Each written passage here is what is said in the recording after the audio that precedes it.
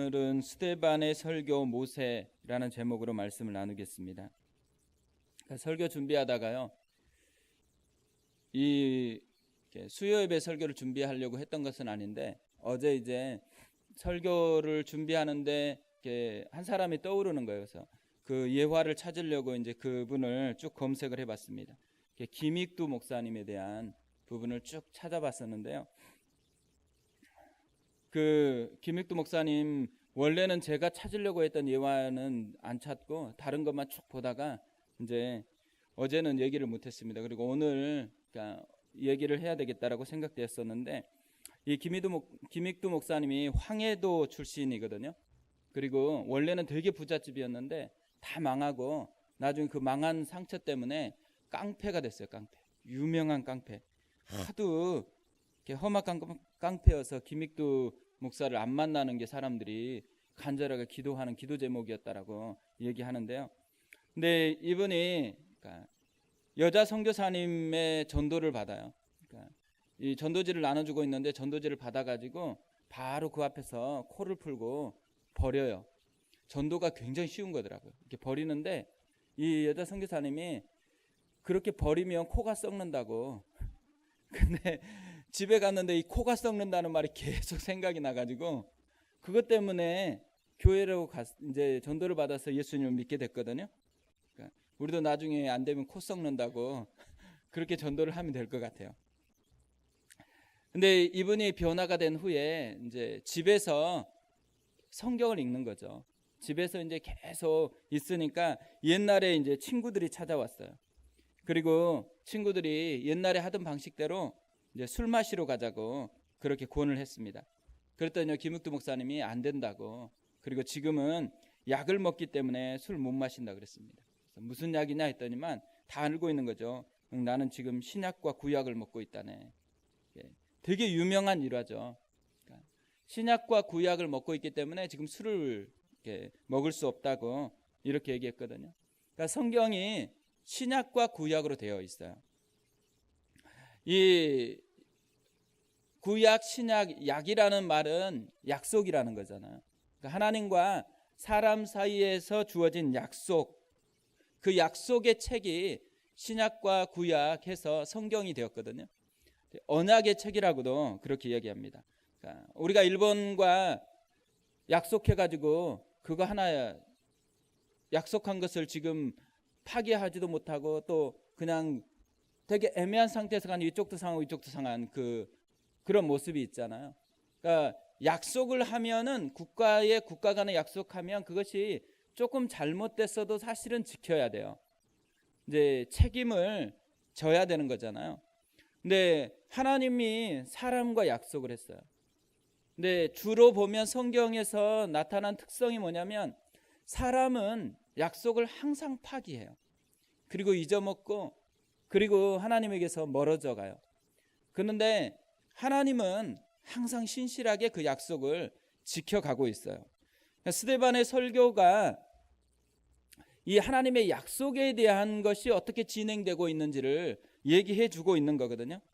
어떻게 보면 하나님이 이렇게 신실하게 약속을 지키신다라는 것을 알고 있다. 우리는 그걸 알고 있는 거잖아요. 그걸 믿고 있다 그러면 적어도 생각을 해보세요. 자신이 지금 하나님이 나에게 약속한 것, 뭐가 생각나세요? 성경에 수많은 약속들이 있는데 그 약속이 공수표가 될 경우가 되게 많아요. 왜냐하면 자기 백성이 그걸 효력을 이렇게 붙들고서 그걸 지켜달라고 요구하지 않으니까.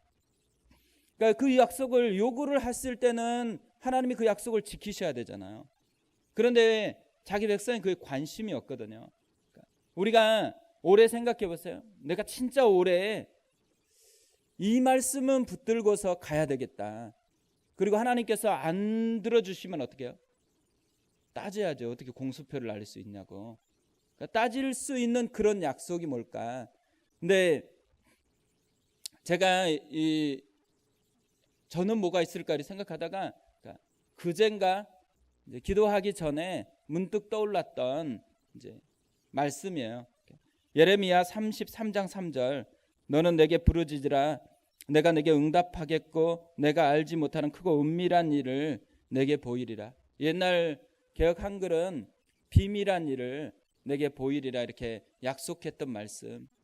그러니까 생각해 보니까 이 약속대로 붙들고 안 살고 있는 제 모습이 있는 거예요. 그러니까 진짜 부르짖으면 이 약속이 이루어지는지 안 이루어지는지를 볼 수 있는데 그 약속은 알고는 있는데 진짜 부르짖지는 않는 거예요. 그러니까 이 약속이 실제로 그렇게 은밀한 일이 있는지 없는지가 안 드러나는 거죠. 그러니까 실제 하나님께서 어떻게 보면 개척교회로 이렇게 불렀다 그러면 다른 건 몰라도 너는 내게 부르짖으라. 그러면은 응답하겠고 크고 은밀한 일을 내게 보이겠다고 하시는 이 약속은 경험을 해야 되는 것 같다는 생각이 들었습니다. 그래서 하나하나 뭔가 진행되어졌을 때 자기 힘으로 하는 게 아니고 주님께서 어떻게 그것을 행하셨는지를 보는 것이 그게 개척교회를 하는 이유인 것 같아요. 그리고 그것을 통해서 하나님을 경험하는 것이 우리가 맛보아야 되는 것이라고 생각이 들었습니다. 이 스데반은 이런 언약적 관점에서 지금 아브라함부터 요셉 그 다음에 모세의 이야기를 쭉 이어서 설교를 하고 있는데 이 아브라함이나 요셉이나 모세 자체에 관심이 있는 거 아니에요. 그것을 통해서 하나님이 어떻게 지금 진행해 가고 있는가가 이 설교의 포커스거든요. 그래서 이런 설교를 구속사적인 설교라고 하기도 합니다. 하나님이 어떻게 자기 백성들을 통해서 하나님의 구원의 역사를 계속해서 가고 있는지를 보여주기 때문에 이런 구속사적인 흐름을 가지고 가고 있다고 해서 그런 설교를 구속사적인 설교 그렇게 얘기를 하거든요. 오늘 우리가 이 본문에서 하나님께서 어떻게 모세를 통해서 어떻게 역사하고 있는지 모세의 삶 속에서의 발견할 수 있는 하나님은 어떤 분이신지를 우리가 살펴봤으면 좋겠는데요. 첫 번째로 발견할 수 있는 건 뭐냐면 신실하게 약속을 지키신다라는 거예요. 하나님에 대한 표현 중에 제가 되게 좋아하는 표현 만군의 여호와 열심히 일을 이루시리라 이 표현을 전 좋아하거든요. 하나님께서 열심으로 이루신다라는 거. 근데 하나님이 모세의 삶 속에서 이 언약을 열심으로 이루신다라는 것을 보여주고 있어요. 근데 두 가지 방식으로 열심히 이루시는데 첫 번째 방식은 뭐냐면 잘 되는 것으로 열심을 보여주세요. 17절에 보면 하나님이 아브라함에게 약속하신 때가 가까움에 이스라엘 자손이 애굽에서 번성하여 많아졌더니 이렇게 말씀합니다.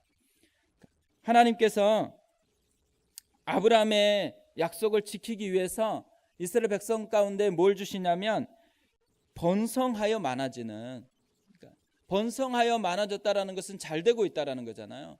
그러니까 지금 이스라엘 민족 가운데 굉장히 잘 되고 있는 어떤 측면으로서 하나님께서 인도하시는 것들을 보여주고 있어요. 그러니까 430년간 그 하나하나의 구체적인 내용은 없지만 통으로 이렇게 딱 보니까 하나님이 그 백성을 잘 되게 해서 인도하고 있고 그 약속을 지금 이루어 가고 있다는 것을 보여주고 있는 거죠. 그 두 번째 방식이 뭐냐면 안 되는 거예요. 19절을 보면 그가 우리 족속에게 교활한 방법을 써서 조상들을 괴롭게 하여 그 어린아이들을 내버려 살지 못하게 하려 할세 못된 왕을 만나서 괴로움을 당하고 아이들을 죽이고 이런 일이 발생했다라는 거예요. 그러니까 잘 됐다가 갑자기 안 되는 되게 상황이 훨씬 더 심각해지는 그런 상황에 처하게 되어 있습니다. 그리고 이런 상황 속에서 뭘 또 보여주냐면 그 상황 속에서도 하나님이 보호하시는 것. 그러니까 모세의 이야기를 통해서 하나님이 그렇게 다 죽이는데도 모세를 보호해 주잖아요. 하나님의 구원의 씨앗이 여전히 거기에서 유효하게 이렇게 싹트고 있다라는 것을 보여주고 있어요. 어떤 면에서는 모든 아이들이 죽는데 한 명 모세가 살아요.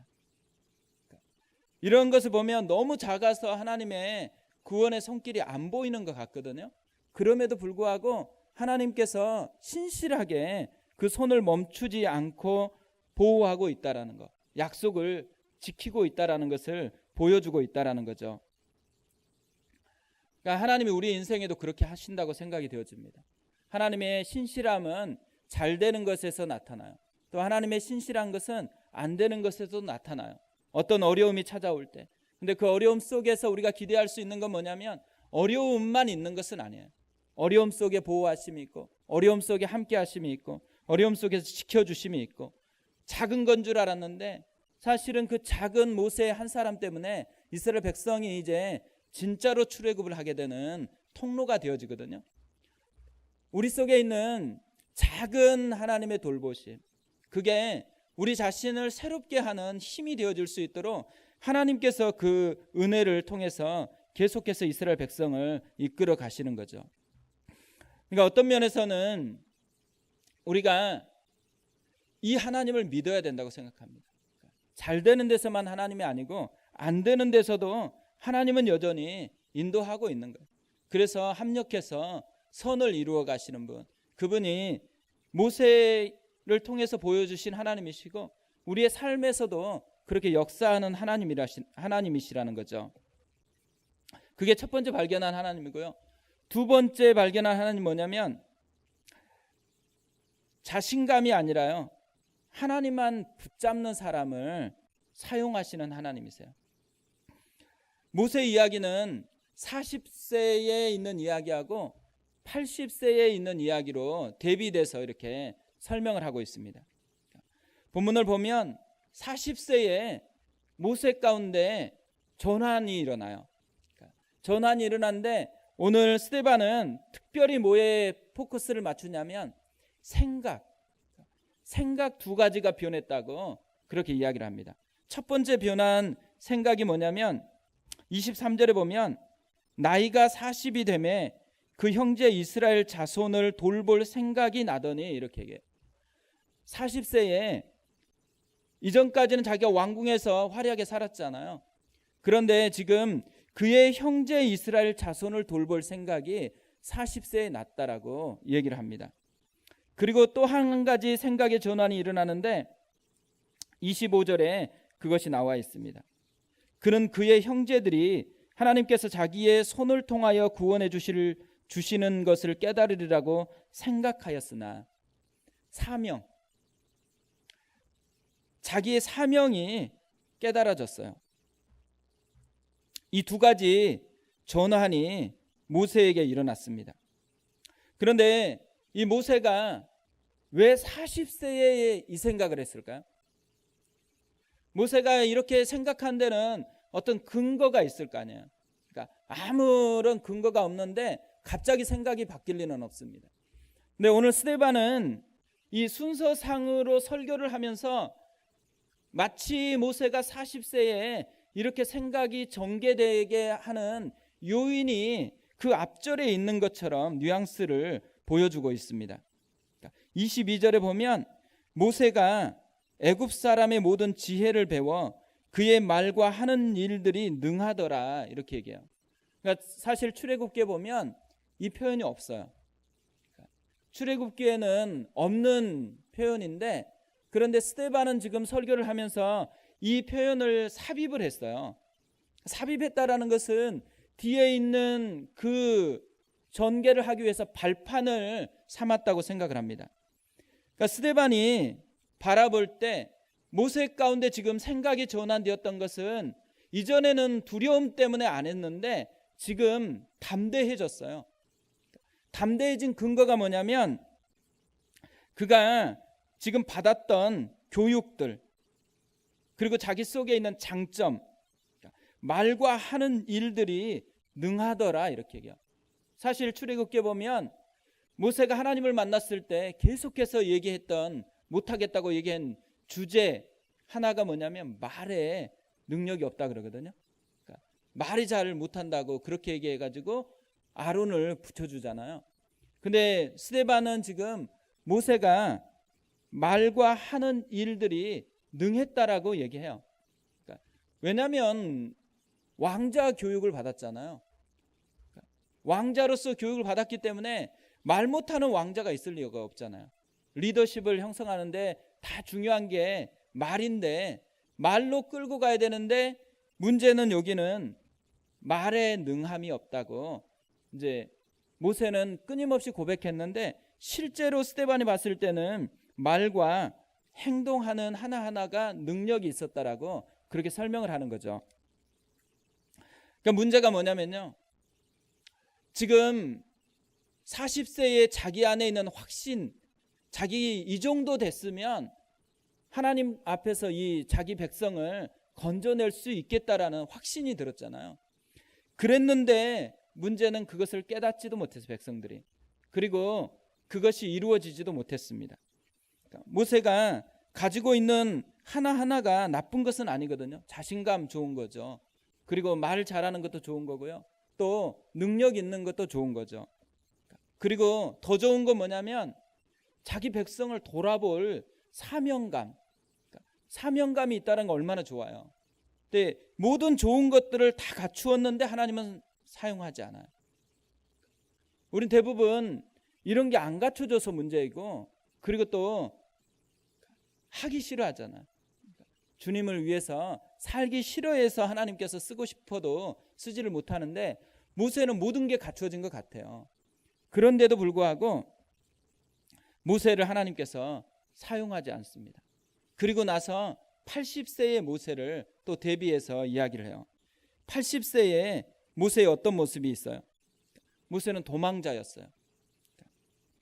80세가 돼서 도망자로 살았어요. 29절에 보면 모세가 이 말 때문에 도주하여 미디안 땅에서 나그네 되어 거기서 아들 둘을 낳으니라. 80세까지 있는 모세를 아주 심플하게 설명한 게 도망자 모세. 그리고 도망자다 보니까 안정적인 거처에서 살지를 않고 나그네로 살아가는 모세. 그리고 나서 아주 왕궁에서 어떤 꿈을 꾸고 사명감이 있는 게 아니고 아들 둘 낳고 이제 사명이나 이런 것은 다 사라져버리는 그 모세. 그게 80세의 모세거든요. 그 80세의 모세를 하나님께서는 이제 사용을 해요.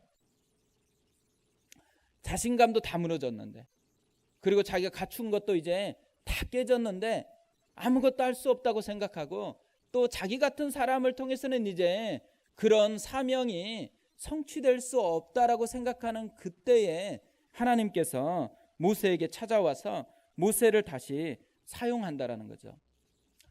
그러니까 이 40세와 80세는 굉장히 강력한 메시지를 주고 있다고 생각을 해요.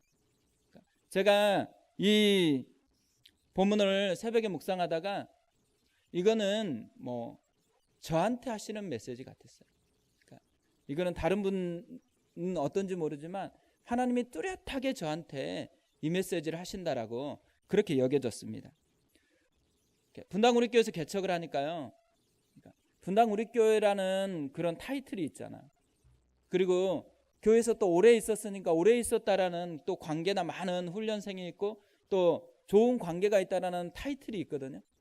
근데 그게 40세에 있었던 모세 같다는 생각이 들어요. 하나님께서 그거 빼내는데 40년 걸렸던 거거든요. 그거 다 빼내고 그런 것 하나 의지하지 않고 이제는 할 수 없다고 생각할 때 그때 비로소 하나님이 하실 수 있는 건데, 그런데 되게 아이러니가 뭐냐면 40세에서 있었던 그것을요 안 놓치려고, 그러니까 그런 자기가 가지고 있는 토대를 안 놓치려고 그거의 마음을 굉장히 기대는 거예요. 그러니까 이를테면 이런 거죠. 이제 목사님과 메일을 하다가 보면 목사님이 뭐든지 얘기라 도와줄게. 그럼 뭘 얘기해야 될까? 한참 고민을 하거든요. 설교에서 얘기해달라고 할까? 그러니까 메일을 쭉 이렇게 몇 번 왔다 갔다 하다가 뭐에서는 답변을 안 하냐면 뭐든지 도와줄 테니까 얘기해라. 이럴 땐 제가 답변을 못 하겠어요. 그 답변을 안 해요. 그러니까 목사님이 또 상처받았을 수도 있겠다는 생각이 들어요. 그럼에도 불구하고 뭐냐면 잘 안 돼요. 그러면서 하나님이 나를 어떻게 다루시기를 원하는지를 계속해서 생각하는데 그것 중에 하나가 이 40세에서 80세로 전환되기를 원한다는 생각이 들어요. 처음에 교회 이제 개척을 해야 되겠다고 생각할 때 하나님이 저한테 주었던 말씀이 이사야 6장이거든요. 이사야 6장에서 하나님의 영광을 보고 자기 자신이 그 영광 앞에서 변화를 경험하고 그리고 하나님의 음성을 듣고 사명을 깨닫잖아요. 근데 그 모든 출발이 어디서 일어나냐면 우시야 왕이 죽을 때. 우시야 왕이 죽어야 되는데 우시야 왕이 이스라엘의 제2의 전성기의 왕이거든요. 그리고 가장 가깝고 이사야는 왕족이어서 이 우시야 왕하고 같이 식사를 했을 거라고 그렇게 학자들은 내다봐요. 그러니까 그냥 왕으로서 안정감이 아니고 친분 관계도 있는 안정감이에요. 그런 안정감을 가지고 있는데 그 우시야 왕이 죽었을 때에 이사야가 하나님의 사람이 돼요. 그리고 하나님의 영광을 보고 하나님이 일하시는 것을 보게 되어지는 거죠. 그러니까 하나님께서 지금 저한테 하시는 가장 중요한 일이 40세에서 80세로 전환하는 이 과정을 하고 있다고 생각이 되어집니다. 내가 능력이 있고 내가 어떤 걸 붙들고 있고 내가 자신감의 근거를 두고 있는 것이 하나님이 아니면 그거 깨트리는 데 기다리시는 거죠. 그거 깨질 때까지. 그러니까 어떻게 보면 지혜라는 것은 그게 깨지고 하나님만 붙드는 것이라고 생각해요. 그런 게 하나님 앞에 쓰임받는 다 도구거든요. 그러니까 사명감이든지 능력이든지 언어든지 이 모든 게 사실은 하나님께 쓰임받는 되게 좋은 도구예요. 그런데 그 도구 자체가 목적이 됐을 때는 하나님이 그 사람을 안 쓴다라는 거예요. 하나님만이 목적이 되고 그건 전부 다 수단이 됐을 때 그때서 비로소 자기가 가지고 있는 도구가 쓰임받는 도구가 되어진다라는 거죠. 사실 바울도 이걸 끊임없이 경험을 했습니다. 그리고 바울은 약간 가학하는 것처럼 그렇게 자기의 인생을 들였어요. 그래서 하나님께서 그를 쓰시는데 제한이 없었다고 생각을 해요. 근데 자기 병 들었을 때 이 병도 아마 너무 맞아서 병이 들었을 거라고 추측하는 것도 있거든요. 근데 그 병이 낫기 위해서 기도를 하죠. 근데 사실 병이 다른 사람에게도 영향력을 끼쳤기 때문에 이 병 낫기를 위해서 간절하게 3번 기도하는 거거든요. 그래서 바울의 병을 안질이라고 하는 사람도 있고요. 간질이라고 하는 사람도 있어요. 간질이라고 생각해 보세요. 설교하다가 넘어져가지고 막 이렇게 하는 그런 모습이 있는 거예요. 근데 맞아서 바울에게 병이 왔다 그러면 안질보다는 간질에 가까울 거라고 생각합니다. 이렇게 갑자기 거품을 물고 쓰러지는 그 모습을 사람이 봤죠. 그러니까 저렇게 약하고 자기 몸도 추스리지 못하는 저 사람에게서 나오는 말의 능력이 점점 줄어드는 거잖아요. 그래서 그것을 회복하기 위해서 바울은 정말 간절하게 3번 기도해요. 3번 기도하는데 어떻게 해요? 응답이 없어요. 하나님의 응답이 뭐죠? 약할 그때가 곧 강함이라. 왜 강함이냐면 그 약함 가운데 비로소 능하신 하나님이 자기 속에서 역사하고 자기를 통해서 일하기 때문에 그래서 바울은 그 뒤부터는 기도를 하지 않습니다. 그리고 약함을 자랑하는 사람이 되어집니다. 어떤 면에서는 저도 그래야 된다고 생각하고요. 또 순장님들도 그래야 된다고 생각해요. 저희 교회 성도들이 이 비밀을 경험해야 된다고 생각합니다. 뭔가 현대인들은 자꾸 잘해야 된다라는 함정에 빠져 있거든요. 그리고 뭔가 잘할 것을 계속해서 구비시키고 그 잘하는 것이 구비가 안 됐을 때에 쓰임받지 못한다는 두려움이 있어요. 자녀들 교육도 마찬가지잖아요. 자녀들을 뭔가를 더 구비시키고 계속해야 그것을 푸시하는 이유가 있다면 그게 갖춰줘야지만 사용되어질 수 있다고 여기기 때문에 계속해서 그 불안감이 있으니까 밀고 가는 거죠. 물론 그게 쓰임 받는 거예요. 그것들이 쓰임 받지 않는 건 아닌데 쓰임 받는 건데 하나님께 쓰임 받기 위해서는 그것을 의존하는 게 아니고 하나님을 의존하고 하나님이 그걸 사용할 수 있도록 내어드리는 그 모습이 됐을 때 비로소 진짜 하나님께서 일하시는 인생이 되어진다라는 거죠. 하나님이 모세에게 이런 80세 진짜 하나님만 붙들 수 있도록 그냥 그렇게 네가 하나님만 붙들어라 이렇게 말하지 않아요. 모세를 격려하시죠.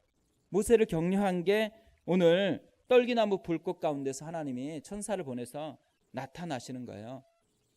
무너져 있기 때문에 그냥 나타나서 음성을 전하면 각인되는 효과가 없잖아요. 그래서 모세 가운데 각인될 수 있는 것으로 나타나요. 근데 모세와 지금 있는 모세와 되게 어울리는 나무가 떨기나무예요. 떨기나무가 되게 초라한 나무예요. 그러니까 사막에서 보통 불이 나면 막 굴러가는 나무들 있잖아요. 그게 떨기나무거든요. 진짜 초라해요.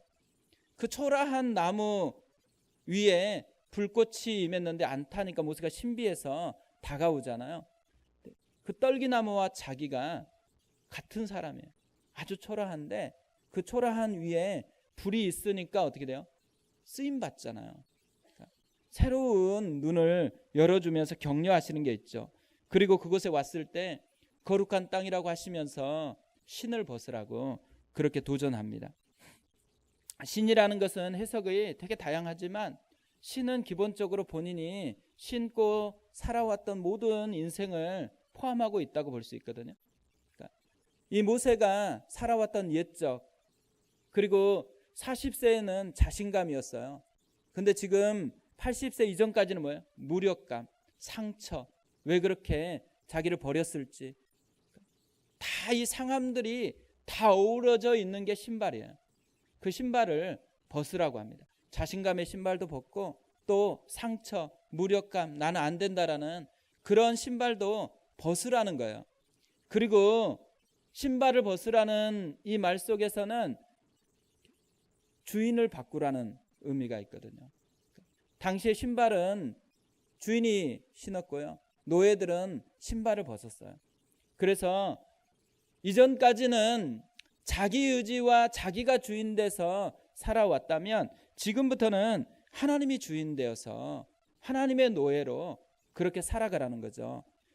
이 신발을 벗으라는 게 그래서 권리를 이양하는 거예요.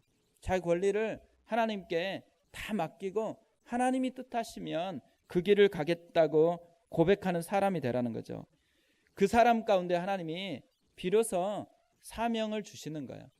그러니까 우리가 하나님을 위해서 뭔가를 살고 싶고 하나님이 기뻐하는 것을 하고 싶다 그러면 반드시 그 전에 두 가지를 해야 되는 거예요. 하나님을 만나야 되는 거예요. 그리고 또 하나가 신발을 벗어야 되는 거예요. 계속 그 신발을 신고 가면 어떻게 돼요? 하나님의 길을 가면서도 자기 고민에 빠져 있고요. 자기 연민에 빠져 있고 자기의 열매를 낼 수밖에 없는데 그거를 벗어놓고 하나님을 위해서 살아가야 된다라는 거죠. 사실 이 신발에 대한 책 중에 제일 유명한 책이 로렌 커닝햄 목사님의 내 신을 벗어라 이 책이거든요. YM을 설립했던 이 분이신데 이 책에 보면 이제 제가 대학 때 이 책을 보면서 제일 놀랐던 건 뭐냐면 동전 찾는 예화예요. 그러니까 동전을 잃어버렸는데 그 집은 기도해라 그래요. 찾으라 그런 게 아니라 기도해라 그러니까 이제 기도를 해요. 근데 기도하는데 하나님이 알려주세요. 그게 제가 너무 충격이 됐어요. 이렇게 기도도 해도 되는 건가? 그리고 제일 충격이 그건데요. 성경에서는 그렇게 할 수 있는데 내 삶에서는 그렇게 할 수 없다고 생각하는 믿음이 저한테 있었거든요. 근데 이 책을 보면서 되게 도전이 됐어요. 그러니까 하나님이 성경 속에 갇혀진 하나님이 아니고 성경도 하나님이 우리에게 알려주고 싶어서 쓴 책인데 내가 너무 성경 속에 하나님을 가둬놓고 이론적으로 이렇게 생각하고 있다라고 여겼습니다. 그리고 이 책에 보면 또 하나 내용이 나오는데요. 교통사고 이야기가 나와요. 그러니까 이 두 부부가 이렇게 차를 운전해서 가는데 운전할 때 이제 돌아가면서 하니까 아내가 운전을 하다가 갑자기 잘못해가지고 차가 넘어져서 이제 굴러간 거예요. 이제 이 굴러가면서 이렇게 딱 도착했을 떨어졌을 때 이제 보니까 아내는 없어요. 창문 열리고 어디 튕겨 나갔고 자기는 지금 피가 나고 있고 근데 하나님께서 자기를 불러요. 그래서 하나님의 음성이라고 깨닫고 나서 이제 하나님이 대답을 하니까 물어요. 이래도 여전히 나를 섬기겠냐? 이렇게 물어요. 그래서 섬기겠다고 그렇게 대답을 합니다. 그리고 인생에 남은 건 목숨밖에 없는데 이것도 주님께 드리겠다고 그렇게 고백을 해요. 그리고 나서요, 하나님께서 사람을 보내가지고 또 이렇게 발견해서 이제 병원으로 가서 회복이 돼요. 이분들이 이 책에서 이 간증을 통해서 발견했던 것을 이렇게 이야기를 합니다. 이 사건을 통해 절실히 깨닫게 된 것은 우리가 우리의 권리를 내려놓을 때 하나님께서 비로소 당신의 능력을 나타내신다는 사실이었습니다. 저는 항상 내 차, 내 아내, 내 사역을 주장했었습니다. 사고 이후 저는 이 모든 것들이 순식간에 없어질 수 있다는 것을 깨닫게 되었습니다. 우리가 소유하고 있는 모든 것은 하나님이 우리에게 잠시 맡겨주신 것입니다. 우리의 권리들을 주님 자신과 주의 복음을 위해 맡겨드릴 때 우리는 온 세상을 유업으로 받는 비밀을 발견하게 될 것입니다. 권리를 이양하는 것이 그만큼 중요하다는 거예요. 그러니까 우리가 삶에서 부딪히는, 저도 제일 많이 부딪히는 현재 직면한 문제가 뭘까라고 생각해 보면 권리 이양인 것 같아요. 자꾸 내 것이라고 생각하는 거예요. 시간도 내 것이라고 생각하고 뭐 다 내 것이라고 생각하는 거죠. 그냥 시간도 깊이 주님께 드리지 못하는 때가 생기는 거예요. 이것도 해야 되고 저것도 해야 되고 하는데 어느 순간에는 이걸 했으면 좋겠다라는 마음이 찾아올 때, 근데 그 다른 게 불안하니까 그거에 몰두하지 못하는 그런 현상들이 생기는 거죠. 권리를 이양하기 위해서 진짜 믿음이 시험대에 올라온다라는 것을 깨닫게 되어집니다. 그러니까 우리의 믿음은 권리를 이양하느냐 그렇지 않느냐에서 계속적으로 시험을 당한다라고 생각이 되어져요. 우리가 권리를 이양하기 전까지는 우리를 계속해서 다루신다고 생각해요. 근데 사실 그래서 다루어지면 어떻게 돼요? 그럼 진짜 이전에 갈등했던 것, 이전에 준비했던 것, 상처받았던 게 모든 게 쓰임받는 통로가 되어집니다. 그 되게 유명한 말이 있잖아요. 상처도 별이 된다. 그러니까 영어 단어에서 스타, 별이잖아요. 상처, 스카, T가 C로 변하는, 그러니까 별이 상처가 되면 안 되니까 C가 T로 변해야 되겠죠. 상처가 별이 된다라는 거예요. 마찬가지예요. 사실 모세의 인생도 그랬었어요. 36절을 보면 이 사람이 백성을 인도하여 나오게 하고 애굽과 홍해와 광야에서 40년간 기사와 표적을 행하였느니라. 이 백성을 인도하고서 어디서 모세가 지금 40년 또 보내는 거예요? 광야. 이 광야가 모세가 도망가서 40년간 보냈던 그 광야예요. 그러니까 사실 모세는 광야 생활 속에서 이미 광야를 진짜 많이 경험했거든요. 광야를 어떻게 살아가야 되는지 누구보다 잘 아는 사람은 모세예요. 그러니까 이스라엘 백성들은 광야 생활을 안 했기 때문에 광야에서는 어떻게 살아가야 되는지, 어디로 가야 되는지 잘 몰라요. 모세만 알아요. 근데 하나님이 그 상처로 점철됐던 40년간의 광야 생활을 사실은 하나님을 다시 만나니까 별처럼 사용하고 있는 거예요. 그것을 통해서 하나님께서 메시지를 주는 거죠. 우리도 상처가 있어요. 상처가 하나님을 만나면 어떻게 돼요? 별이 돼요. 쓰임받는 통로가 되어진다라는 거죠. 대부분 다 그런 것 같아요. 그러니까 목회에서 제일 큰 목회의 재료는 실패한 이야기라고 생각해요. 그러니까 잘한 이야기가 아니고 실패한 게 사람을 움직이는 것을 되게 많이 경험을 해요. 그러니까 우리가 기도했을 때 기도에 대한 예화 중에 무슨 기도를 하면 응답됐다라고 하면 잠깐 좋아해요. 근데 응답 안 됐다고 하면 되게 좋아해요. 그러니까 제가 신대원을 다닐 때 학비가 없는 거예요. 그러니까 학비가 없어가지고 이제 학비 없는데 강사들은 오면 꼭 그런 간증을 해요. 3일 금식했더니만 학비가 왔다고. 그 어떻게 해요? 이제 진짜 올 데도 없고 그래서 3일간 금식하기로 했어요. 근데 저만 없는 게 아니고 또 다른 친구가 없었거든요. 둘이 갔어요. 한 사람은 올라가고 한 사람은 남고 사건이 일어났어요. 가서 3일간 금식하고 왔는데 그 친구는 진짜 신비하게 누가 보내줬어요. 근데 저는 아무 소식이 없어요. 그래서 어떻게 돼요? 잘렸어요. 학비를 안 내니까 통지표가 하나 딱 왔더라고요. 귀하는 학비를 안 낸 관계로 재적 처리되면 알려드립니다. 내가 너무 열받아가지고 학교로 찾아갔어요. 아니 다른 일반 학교에서도 자를 때는 전화하고 상황을 물어보고 그렇게 하는데 여기 신학대학원 아니냐, 어떻게 그렇게 쉽게 그냥 아무 묻지도 않고 그렇게 하냐. 그리고 작년까지는 분명히 내가 알기로는 학비를 안 내면 휴학 처리를 해줬는데 왜 갑자기 올해 변했냐, 올해부터 바뀌었다라는 거예요. 그리고 자꾸 회피해요. 위에 올라가라 그러고 위에 올라가면 안 만나주고 다시 밑으로 내려가라 그러고. 그래서 내가 생각해 보니까 제가 잘못한 것도 있고 어쨌든 제가 학비를 안 냈잖아. 그리고 그분들이 불쌍한 건 자기 책임이 아닌, 책임질 사람도 아닌데 그분들한테 계속 얘기하는 게 무의미하다 생각해서 그냥 제가 이게 받아들이겠다고 그냥 재적 처리해달라고. 그러니까 또 다시 연락이 왔어요. 아니 막 데모를 했거든요. 이제 갑자기 이렇게 바뀌니까 원우회에서 데모를 해가지고 구제해야 된다고 막 데모를 해서 이제 다시 구제하자고. 근데 대신에 학비를 내고 그 청강을 하고 다시 해야, 그 수강을 하고 다시 해야 돼요. 근데 수강해봤자 어떻게 돼? 시험을 안 봤기 때문에 다 F예요. 근데 계산해 보니까 그러면 등록금을 다시 내고 또 다시 다녀야 돼요.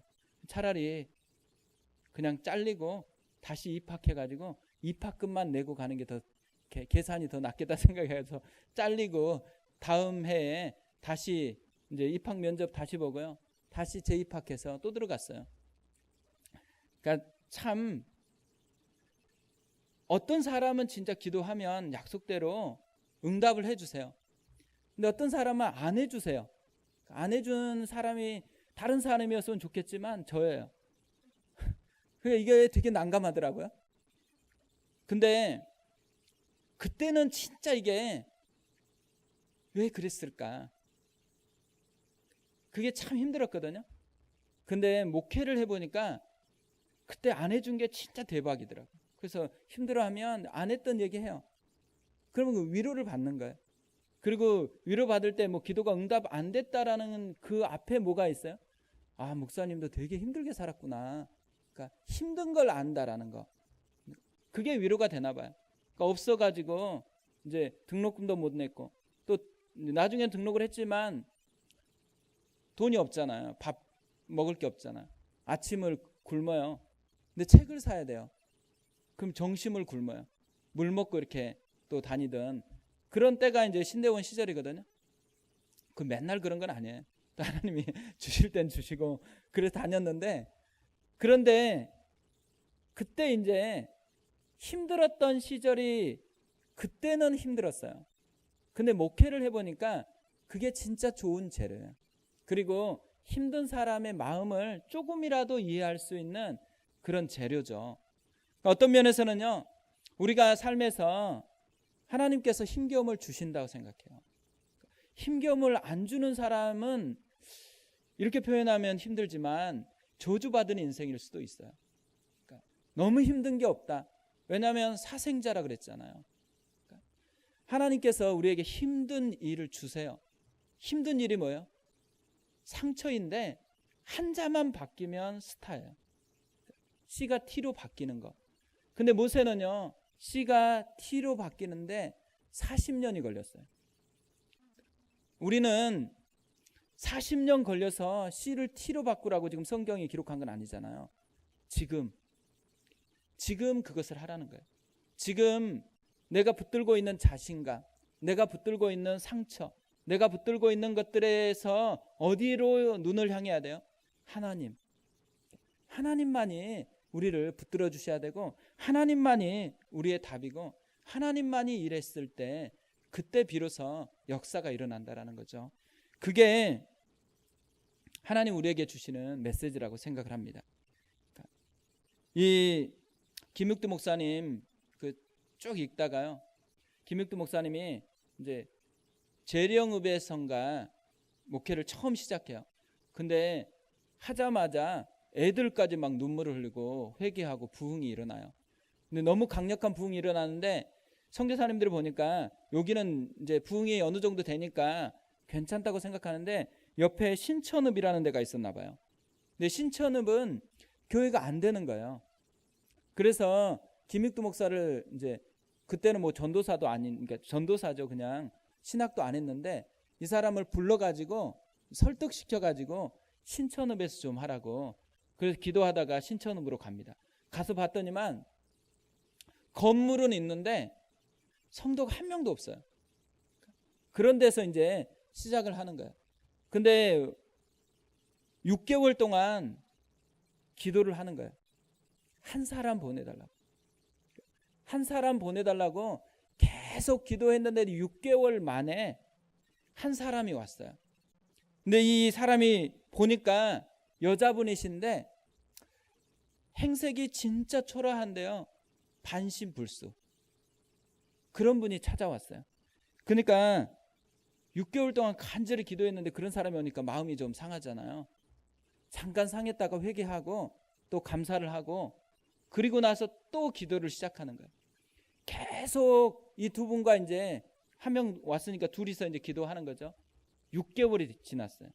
6개월이 지나니까 또 한 명이 교회로 찾아왔어요. 근데 보니까 거지예요, 거지. 거지가 찾아와서는 밥을 달라고 그렇게 얘기하는 거예요. 그래서 밥을 줘요. 그러니까 마음이 더 상하는 거예요. 6개월 전에는 반신불수의 여인이 오더니만 6개월 동안 그렇게 간절히 기도했는데 이제는 진짜 자기가 봤을 때는 부흥의 도구도 아니야, 쓸모없다고 생각하는 거지 한 명이 오니까 마음이 힘들어가지고 이 김익두 목사가 표현한 게 뭐냐면 거지도 사람인가 이렇게 표현을 해요. 하나님께 사람을 보내달라고 그랬는데 거지를 보내줬다고 그렇게 표현을 합니다. 그런데 마음에 각성이 일어나요. 그래서 하나님께 회개하고 한 영혼을 하나님 보내주셨는데 자기가 그를 영혼으로 안 봤다라는 것을 회개하고 다시 기도를 해요. 그래서 이제 함께 이제 늘어났으니까 또 모여서 또 기도하는 거예요. 한참 기도했는데 또 6개월이 지났어요. 그러니까 또 한 명이 와요. 하나님께서 엄청나게 시험을 하는 거죠. 그 한 명이 왔었을 때 김익두 목사님이 깨달아요. 뭘 깨닫냐면 한 영혼이 천하보다 귀하다 그랬는데 한 영혼 그 천하를 얻는 것을 너무 쉽게 생각했다라는 거예요. 한 영혼을 얻는 게 이렇게 힘들다라는 것을 깨달았어요. 그리고 나서 이제 하나님 앞에 또 모여서 기도를 하기 시작합니다. 그런데 그 다음 주부터는 이제 매주마다 10명, 또 20명, 또 30명 이렇게 오는 거예요. 1년 6개월 동안 하나님이 뭘 가르친 거예요? 하나님의 나라가 뭔지, 한 영혼의 가치가 뭔지 맡겨줄 만한 그릇으로 준비하는데 1년 6개월 걸렸던 거죠. 그리고 나서는 준비됐다고 생각하니까 영혼을 보내주시는 거죠. 그 준비됨을 통해서 그 영혼이 살아날 수 있으니까.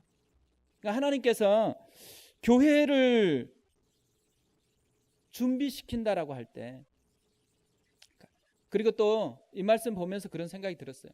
지금 시대에 교회를 개척하고 지금 시대의 교회를 이렇게 생각하는 사람들은 어떤 의식을 가지고 있을까?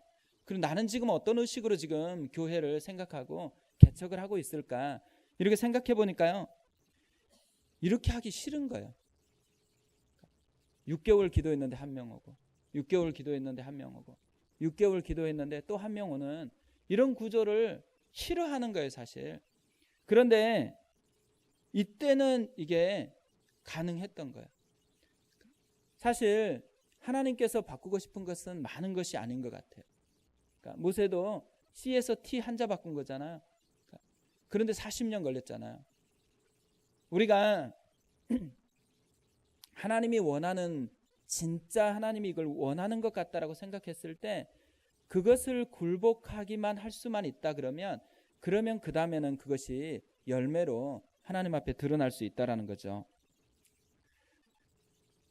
우리가 오늘 기도할 텐데요.